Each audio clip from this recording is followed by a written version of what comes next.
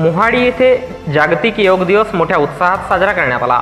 दरवर्षीप्रमाणे यावर्षी सुद्धा दिनांक 21 जून 2024 रोज शुक्रवारला जागतिक योग दिवस जिल्हा परिषद वरिष्ठ प्राथमिक शाळा, आरोग्य उपकेंद्र आणि पतंजली योग समिती मोहाडी यांच्या संयुक्त विद्यमाने जिल्हा परिषद वरिष्ठ प्राथमिक शाळा मोहाडी येथे सामूहिक योगासने आणि प्राणायाम योग शिक्षक खिलेश्वर बावणे यांच्या मार्गदर्शनात करण्यात आले।